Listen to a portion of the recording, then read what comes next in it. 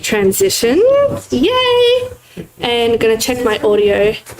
On my end, it looks like the audio is fine. Great. I'm going to turn down the gain a little bit because it looks like we can hear everyone really, really well. All right, cool. So, I'd like to begin with the land acknowledgement, and I'm going to read it off this. We acknowledge that we meet on the lands of the Kaurna people. This land was never ceded.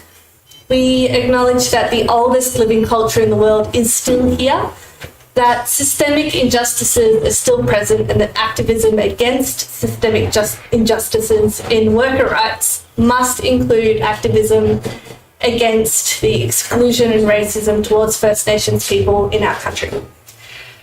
We acknowledge the ongoing fight for Aboriginal rights to be upheld and that we have a part to play in that as well.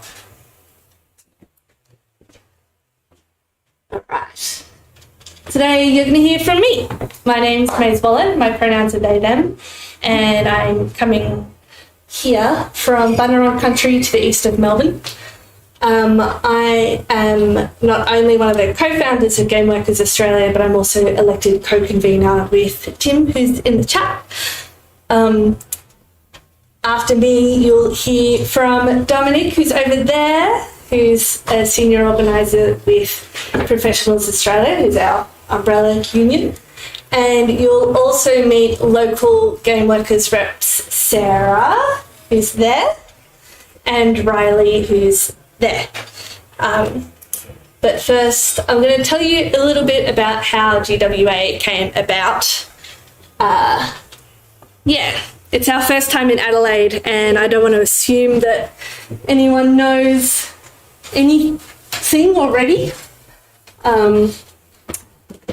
So, Game Workers Australia started as a branch of an international movement that was coming out of a lot of worker movements that were happening at Riot and Ubisoft and EA at the time. And these kinds of movements culminated in a meeting at GDC, the big game dev conference in San Francisco in 2018, where there was a panel that a group ran that was like, do we need unions? Nah. But it was filibustered, I suppose, by 60 unionists who came in and shouted them down. And that was an interesting way to start a union. Once that happened, we all came home. I wasn't at that GDC. I was on either side of it. And from that Discord server that we had all organised at, we branched out into all of the different local branches. And Tim and Felicia, who were kind of really pushing Game Workers, Tim came down to Melbourne and started talking about it there, and that's when I signed up quite shortly afterward. We're still part of the International Coalition now, it's called, and we meet with them pretty regularly. We have an elected rep whose name is Elliot, and she's great. They hold meetings at 3 a.m. But we have this new sister union in Malaysia who's only 2 hours difference, so hopefully same time as Perth, so hopefully we can pull it more towards our time zone. Through that time, from 2018, we've been doing things for workers, like contract reviews, helping them with negotiations, being support people at their meetings. Everyone is entitled to a support person if they're attending any meeting about their employment. Did you know? I didn't, and actually it's really good. They can be a lawyer or a union official or a trusted friend, and they're really handy. We also were doing workshops around IP, around OH&S, around ethical small business. Half of our industry is contractors. We haven't had a lot of AAA since 2008 financial crisis. It's coming back, but we unlike a lot of unions, we have to really make sure we give equal focus to freelancers and contractors as we do people who can have collective bargaining agreements in their bigger workplaces, which is cool.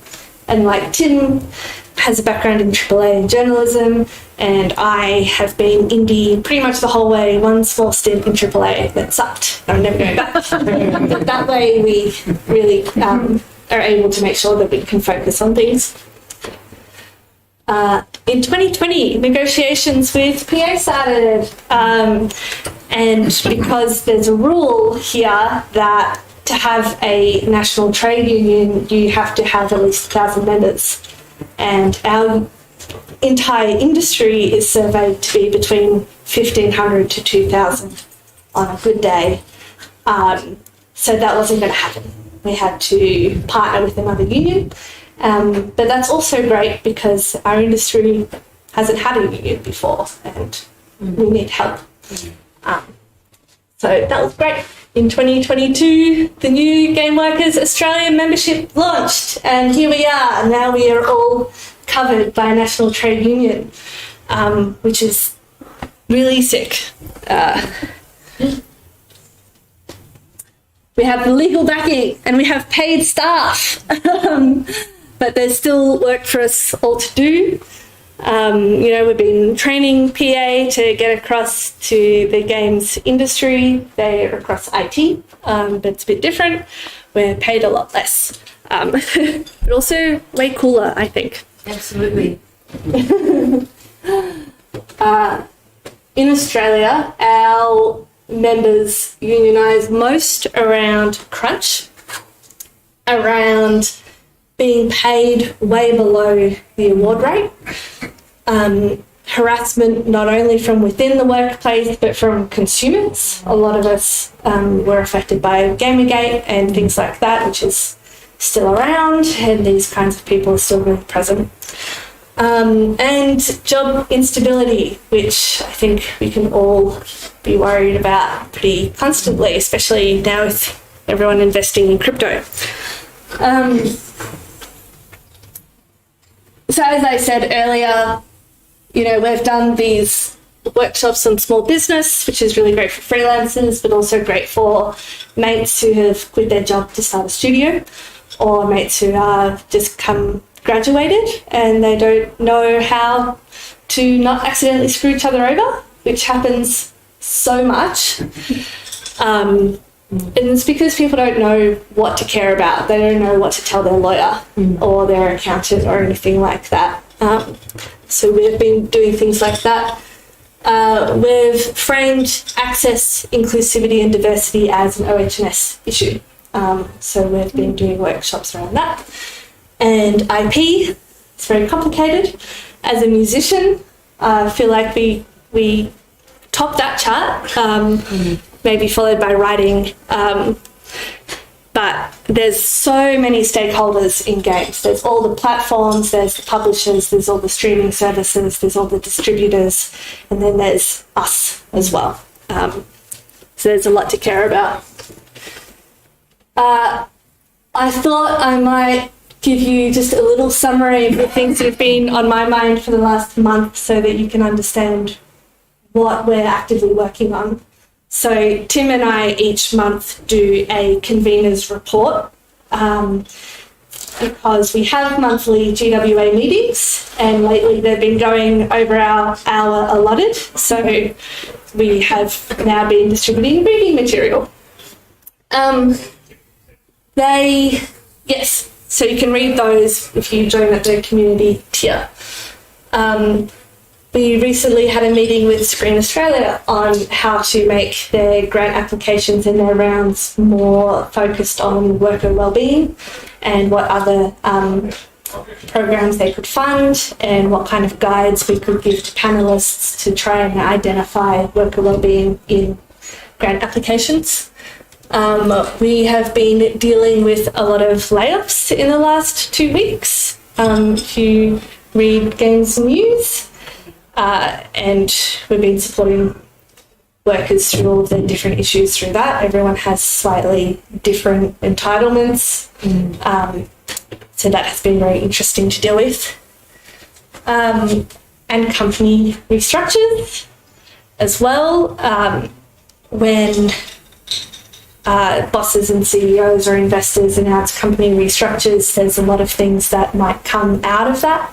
And we've been helping to educate workers on what those things could be, because they're not being told in the workplace that they're in, and organising around that. There's Melbourne International Games Week coming up. We have 7 commitments on that one, which is a lot. Also releasing a game next week. Really good ideas. Darwin, they've got a cool conference coming up. The first day of International Games Week. So, yep, question marks. We have our sister union. We are working on making sure that the Professional Employees Award, which we're already covered by, because we all work towards the development of software, we want that to explicitly mention games, video games.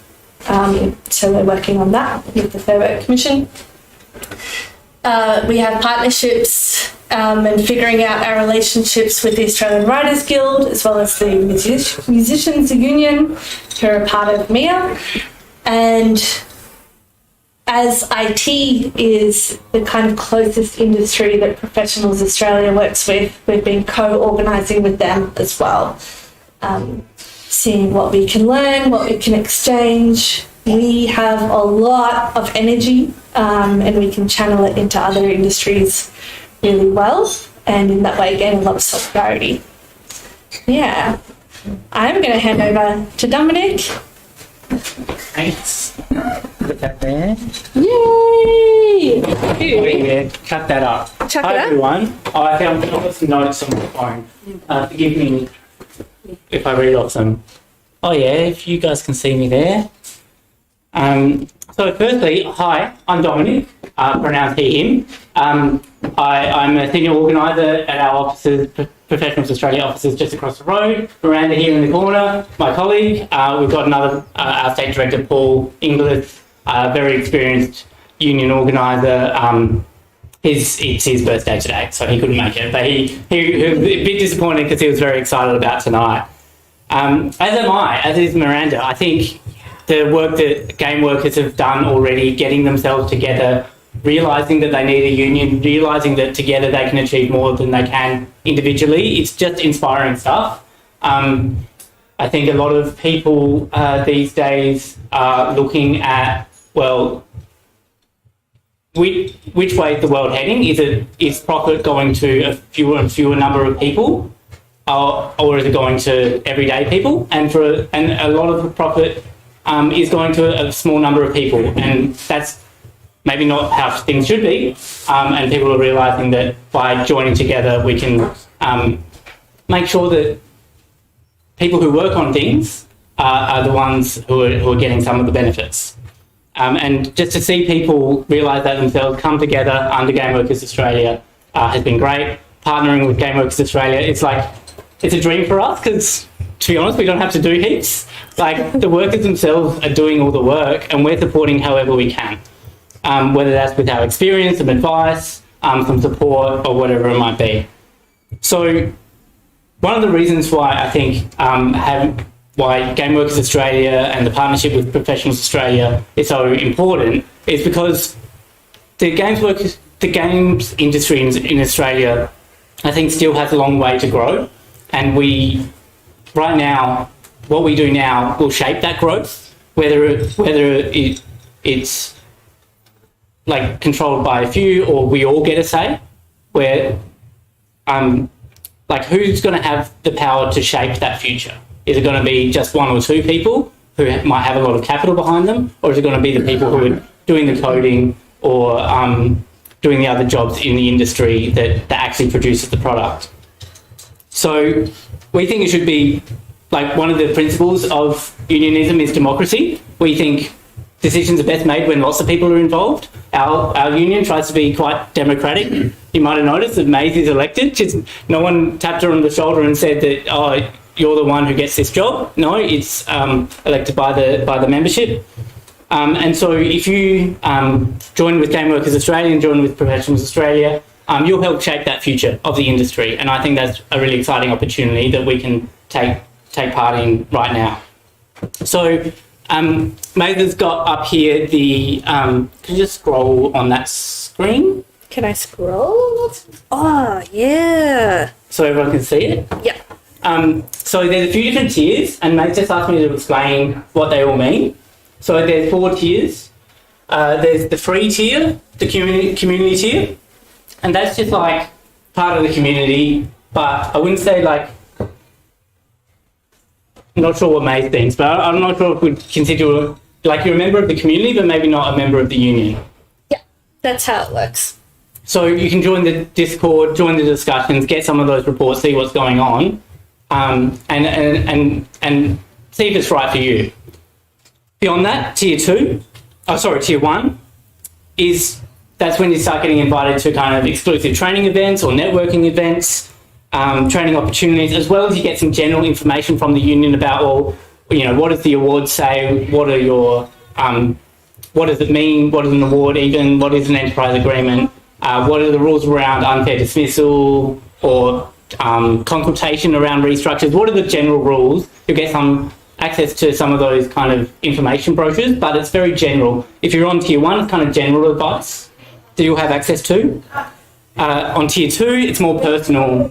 You get some more personal advice, whether that's contract reviews, which can be really useful. Are you getting what you're worth? What's the industry standard? Because we work in the IT industry as well, like how does it compare, and how does it compare to other game worker contracts that we've seen? What's missing? What do you need to be careful of? What should you just plain out reject because it's unreasonable?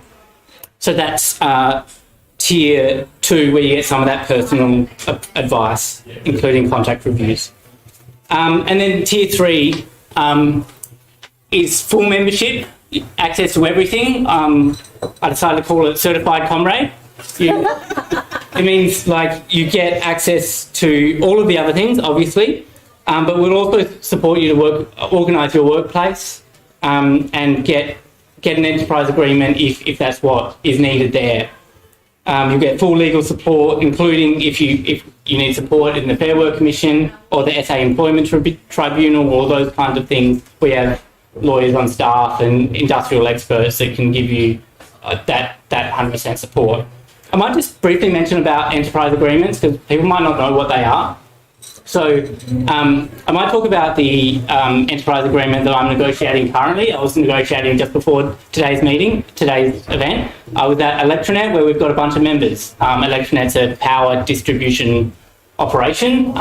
Used to be part of ETSA Utilities, and now they're a private company, and we've got a bunch of engineers there. So the engineers got together at their workplace and said, well, we think we should be paid a little bit more.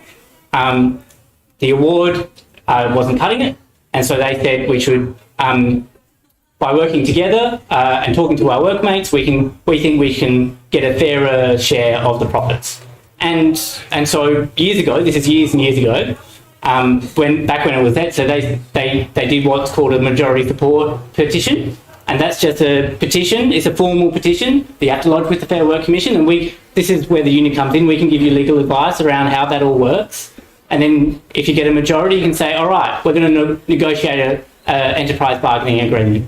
Sometimes called a union contract, sometimes it's called an EBA, an EA, has a bunch of different names, but it's a contract setting out your workplace rights and conditions that is, by definition, better than the award. It can't be worse than the award. That's where the better off overall test comes in. You might have heard that. It's sometimes called the BOOT, BOOT, the better off overall test. And so, say they're at Electronet, people thought their paid parental leave policy wasn't very good.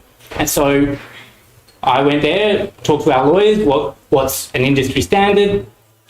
We put forward a claim, what's called a claim at the negotiating table, and said, well, we actually think it should be 18 weeks instead of 14 weeks. And now we didn't get 18 weeks, we got 16 weeks. So an improvement on what was there by the workers working together. And now that's in a legally binding contract.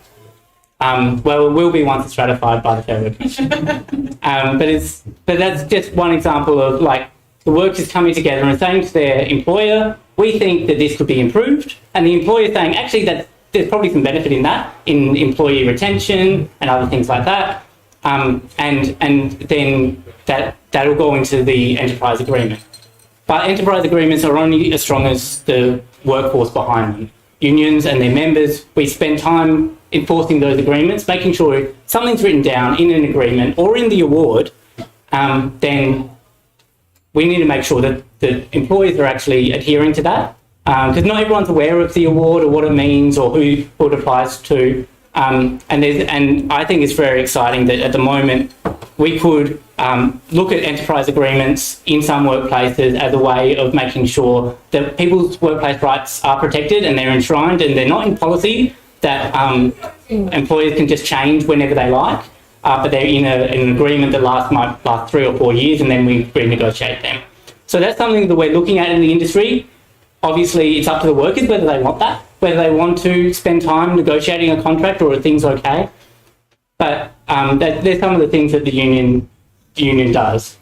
So if you're interested in membership, all these tiers are in these brochures that are around the place. They're in the middle there. We do have membership forms here tonight if you'd like to join. If you have any questions, you can talk to me or Miranda or Maze or Sarah or, I don't know, probably a few other people here. But it's a really exciting night to see everyone here and getting together and talking about this industry and what the future looks like. So thanks for coming, and back to Maze. Yeah. If anyone has questions... yes, round of applause.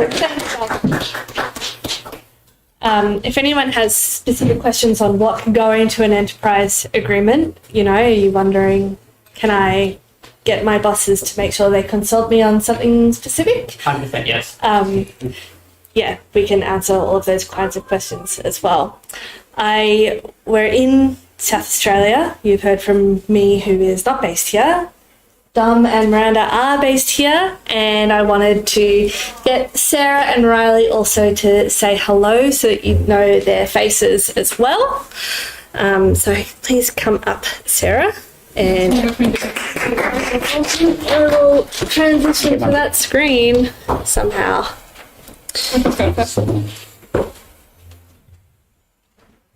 Check this out. All right. Wrong way. There we go. And I'm going to turn on desktop audio. So can we hear Riley, please? Hello. Hey, seamless. Oh, I can't see Riley over there though.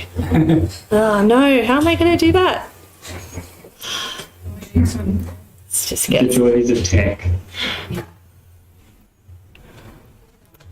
If I mirror the displays, then you will get to see my 6 streaming setup, which I can show off, which is cool.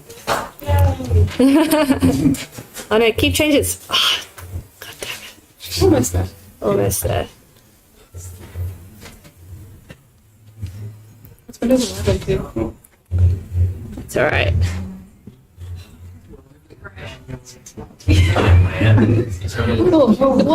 Oh, it works, but now we've lost Riley off the screen.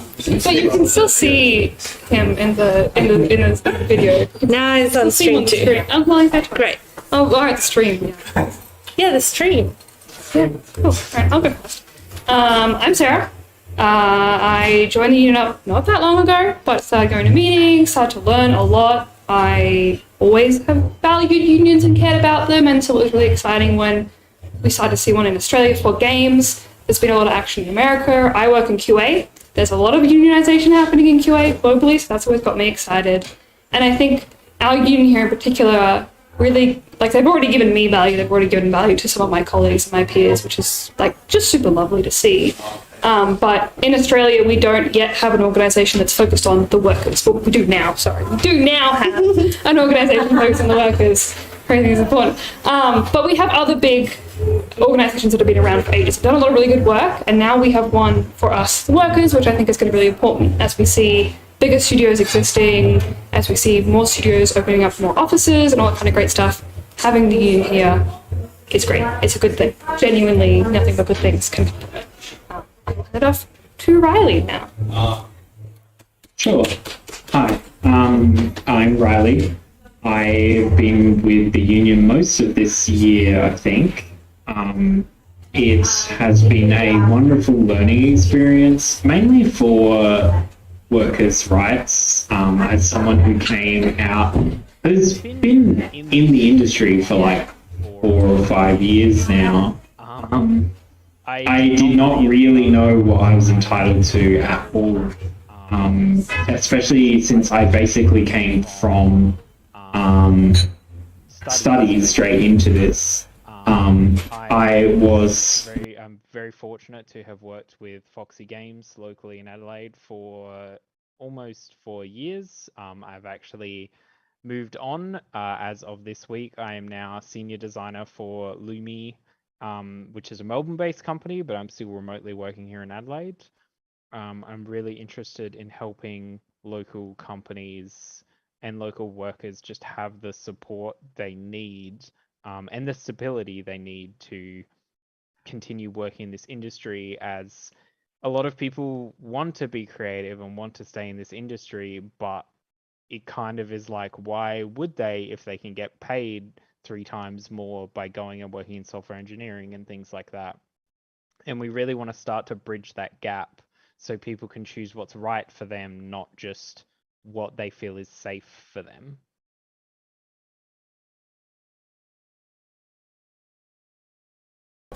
For those on the stream, I'm sorry that I had to fiddle with the audio a little bit. At first, Riley couldn't be heard. Then he was quiet. But hopefully you got all of the important bits. And I think it is really good to have remote worker representation here because, I mean, that's across all of Australia. But it's also, important here. Yeah. Well, that's the end of our presentations. I'd like to open up for questions. We have one from YouTube already. And I will transition back to the one person or the whole screen. And that question is, does GWA work with IGEA and have they been supportive of union work? There's a huge crossover in our interests, of course. We all want a more sustainable industry. And there are people who work for IGEA. There are workers there as well. They haven't come out and said that they are supportive of unionisation or that they're not supportive. They haven't come out and said anything. But if you were around for our launch, Jill McCabe, who's the CEO of Professionals Australia, is reaching out to them and can't wait to hear back from them. We will be working together on our shared interests, for sure. Yeah. Any other questions? Oh, that was instant, Cassie. My question is, which tier would you have to be on if you wanted to be able to have a union rep or someone help during a meeting with your employer? I mean, for a union rep, when do you send someone from PA? Well, I'm conscious that, as May said, you're entitled to a support person, and whether that is a trusted friend or a union rep or a union official. I might have to check the finer detail of our policy, but I think it would probably be tier 2 from memory, where you get some individual support. Actually, I'm going to say tier 3, so okay. Collective bargaining and industrial representation. So I'd say if you want someone employed from the union to physically come out to you, that falls under the category of industrial representation. Tier 2, you get a kind of 30-minute phone call of advice and support to give you the best legal advice.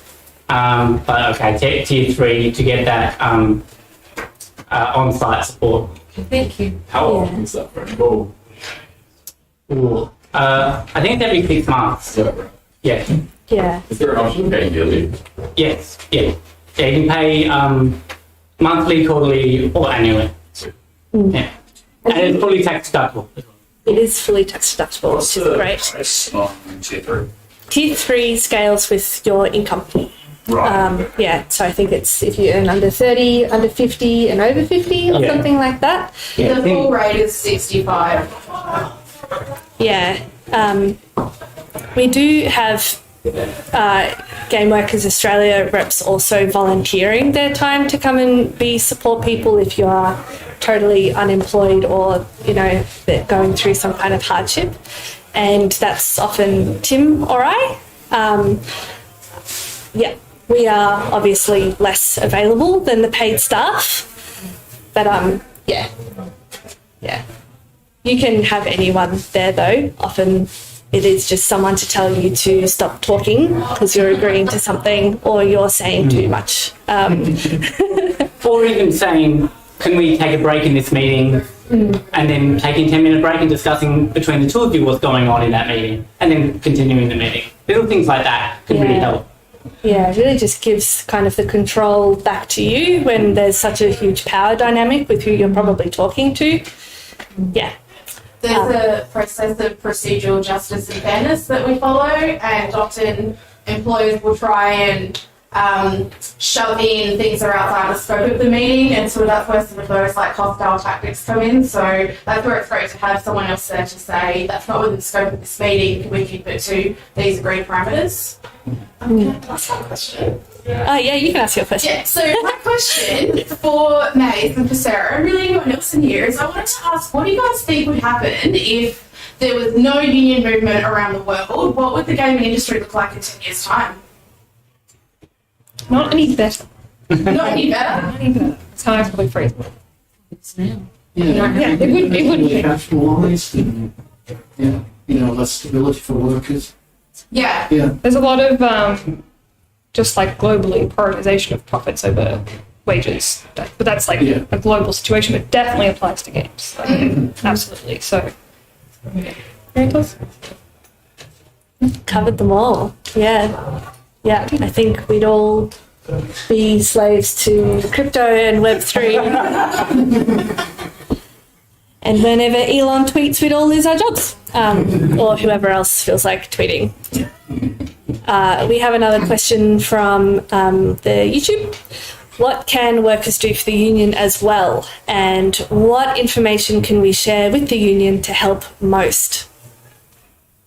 Do you want me to talk? Yeah, go Sure. for it. Staff, paid staff. So what can workers do? Well, firstly, talk to your colleagues about the union. It's all pretty new, and it's a really exciting time, I think. And so talk to everyone you know about it and sign people up. gameworkersaustralia.com.au, I think, Gameworkers.com.au. Thank you. Gameworkers.com.au. Yeah, I think another thing is, not only talking to your colleagues about what's perhaps wrong or confusing or different, is also talking to the rest of the community in the safe space, which is what our community is. We're all discussing these kinds of things, and everyone is new to unionisation and what our entitlements are, how to read the 60 pages that is the award,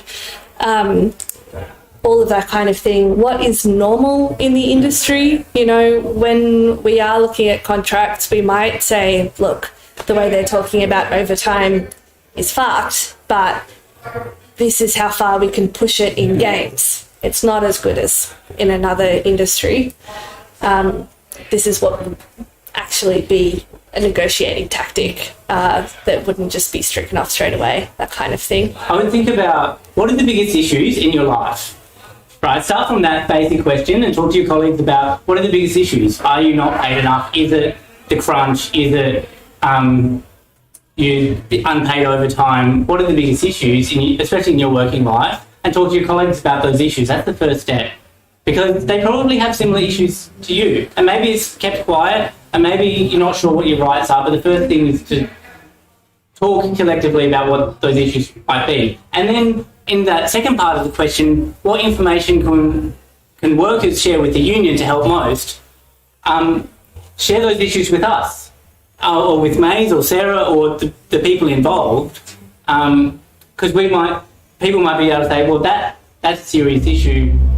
Maybe here's what we can work together to do about it.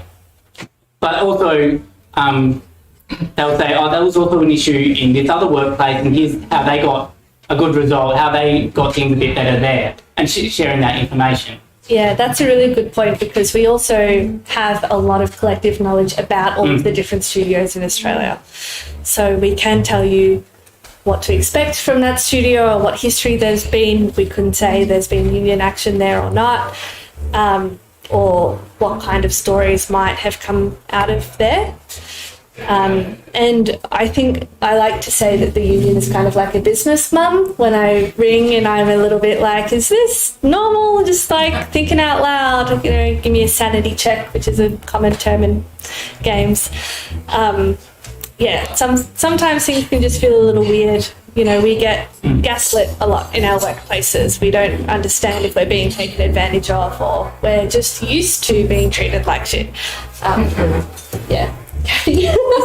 So is this union an old-fashioned union that only deals with workers who are employed full-time by studios? Absolutely not. How does it cater to people who work on contracts? Yeah, I can take that one.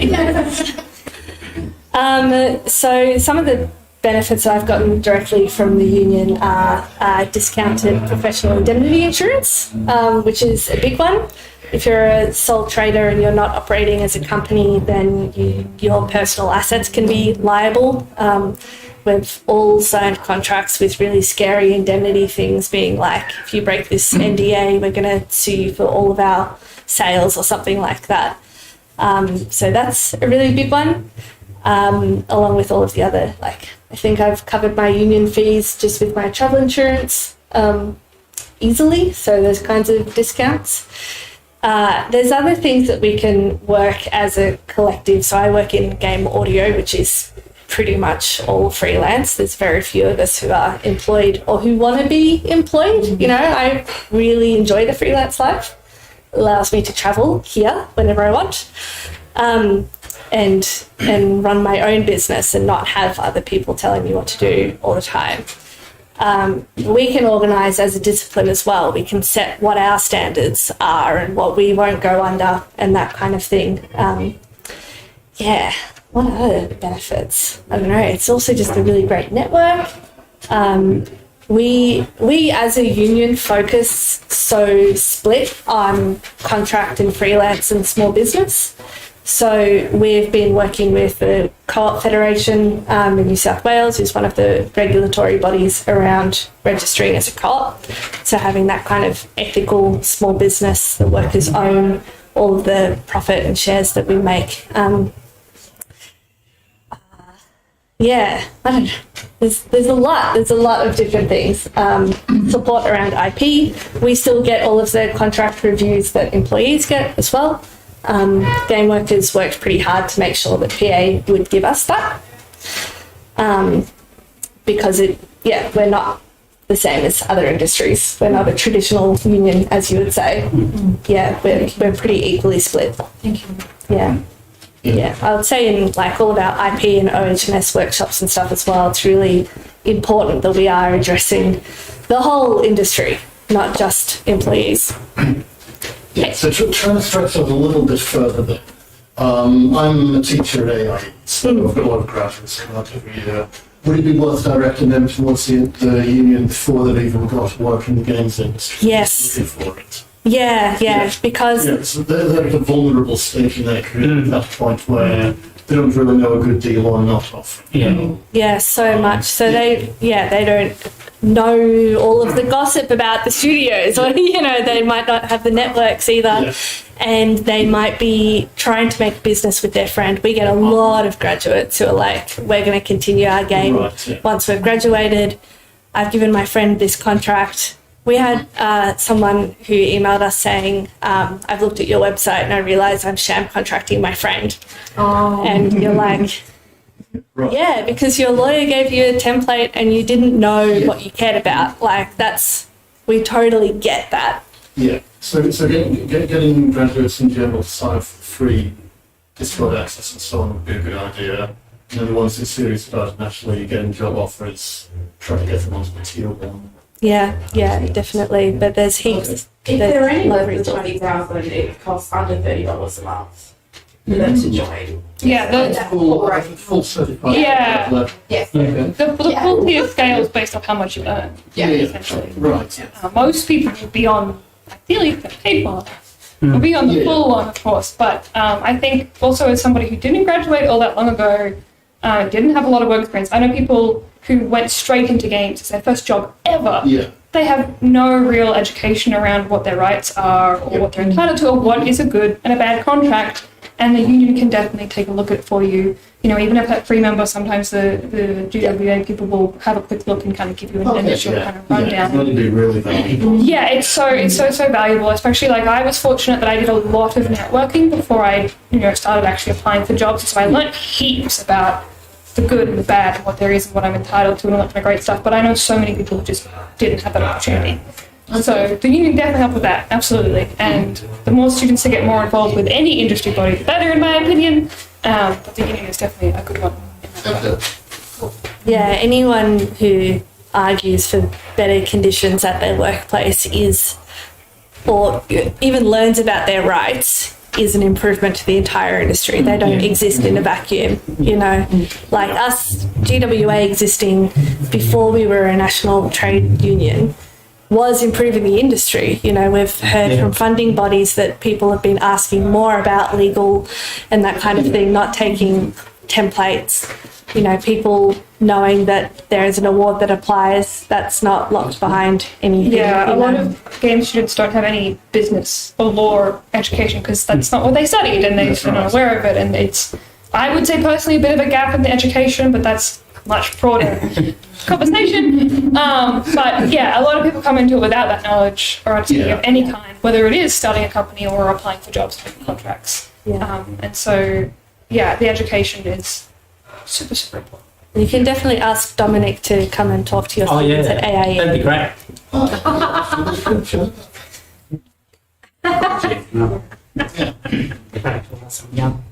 Exactly, very cool. Yeah. So as we all know, there's like a serious problem with funding in Australia for games, especially for indie companies. We can't get grants, often no sort of indie games fund anymore. So the Australian Games Fund, whatever it was that left in the GDC. Do you guys share opportunities that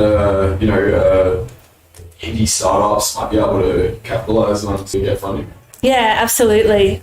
When the Screen Australia announced their latest fund, first they announced the tax rebate, which was only eligible for businesses that spent over $500,000 a year.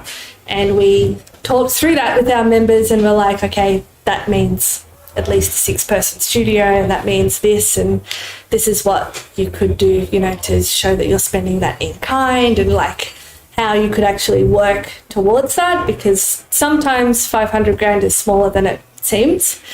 Now with their $500,000, it's for studios that have a turnover smaller than $500,000 and they can apply for $130K. One of the issues that came up is that that's only eligible to companies. And so a lot of our members were like, well, what's the impact of that? And so we did a lot of talking about what is involved in making a company, what the difference between a company and a co-op is. So a lot of co-ops will own a company so that they can still be eligible for those kinds of deals. And stuff like Apple often wants you to have an LLC, that kind of stuff. So yes, we share those opportunities and then we talk through them and how to be eligible for them. And I know that, if you are in Victoria, and we've heard this from Screen Australia as well, you have a lot more practice writing good grant applications.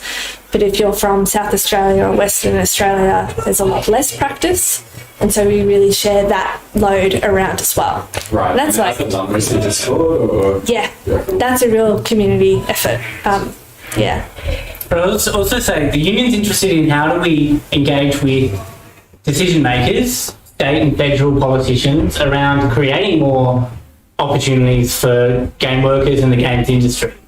That's something we do in other areas of our work for engineers and scientists and pharmacists. We engage with decision makers saying, well, this decision you made is a terrible one. You should reverse it. Or here's a political opportunity. You want to show you're innovative. You want to show you support a growing industry. Why don't you throw some money at it and support some small businesses in South Australia? Yeah, and that's like exactly what I was talking about at the start. Last week, Tim and I had a meeting with Screen Australia and went through all of the different things that they could be doing to support workers more and to support small business more, and not only within the grants and how panellists lack of knowledge maybe, but also in other programs that they could be doing that target other states as well.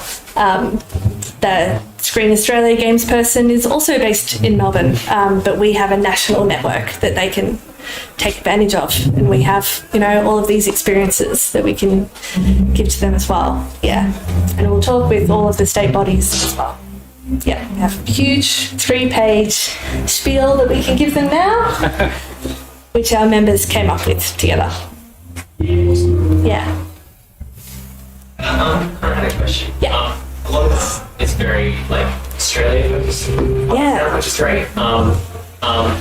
With like freelance work, sometimes my opportunities internationally, and so I was just wondering how joining you might help dealing with contracts with someone like America or around. Yeah, I'm in exactly that position. Half my income is American. Doesn't take much. They pay a lot more. It's like San Francisco rates are really different to Melbourne rates. So, and I think for me, it's been around taking care of myself, but also negotiation strategies. There's some interesting legal things that can happen when you're hired by someone overseas, and your employment status, so whether you are hired and you're working as an employee pretty much, or whether you're hired as a freelancer. And so we deal with a lot of kind of dealing with that. What are the pros and cons, and what are the different entitlements? And how can you negotiate that to still get that sweet USD, and not be like, oh, it's too hard to hire me, or that kind of stuff. So yeah, I think for me it's been a lot around negotiation and indemnity, and trying to mitigate those risks. We also are part of the international coalition of game workers, and so we are able to be like, all right, this member is asking about this studio in the US.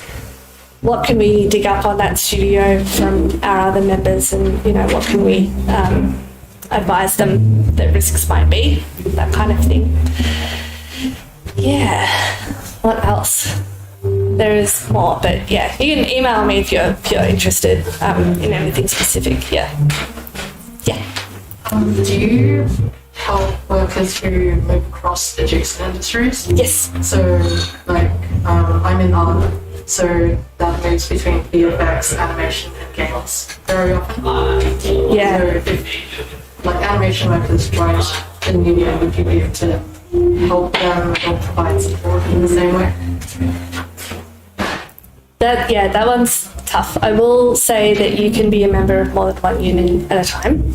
And I'm a member of the Musicians Union more in solidarity than anything else. But they've had a recent campaign around a minimum engagement rate, which has been really cool.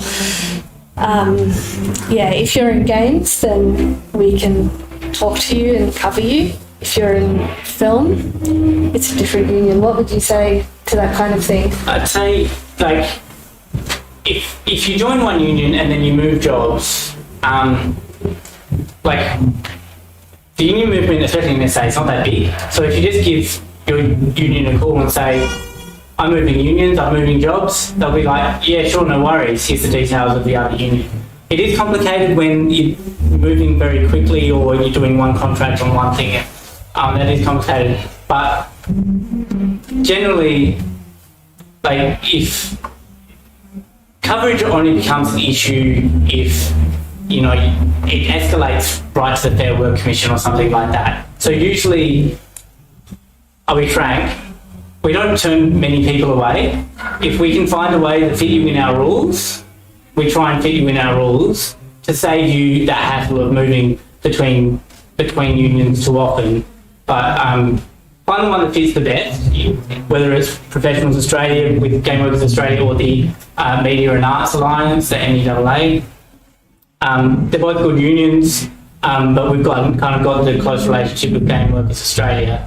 But we try and make it as easy as possible. And I should mention that that's true for anyone's union fees. If at any time you get unemployed and you have to pause, that's fine. Or we can come to some arrangement. It's not a lock-in contract. It's not a bank. They're not going to break your legs. Yeah, that's right. There's no exit fees. There's nothing like that. It's people are joining voluntarily and they can leave voluntarily at any time. But we hope that you join, contribute, find value, build a network, and help build the industry. Yeah.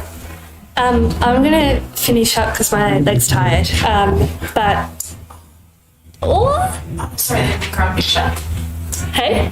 Oh, there's just a comment. Yeah, the crowd shut. Yes. So to finish, Riley.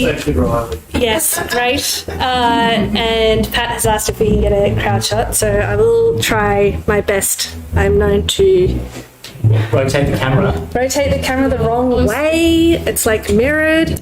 Woo! That's good. That's the right direction. Yay! Yeah. Okay, and now if everyone on YouTube could post a selfie in the Discord and everything. No, crouch up. Alright. I'm going to stop the stream, but you can all join the Discord and everything as well. When I stop the stream, it will stop the chat thing on YouTube. So just be warned. All our contact details are on gameworkers.com.au, and there's also the site and email from Professionals Australia on those pamphlets as well. Yeah, all right. Thanks everyone. Thanks for coming.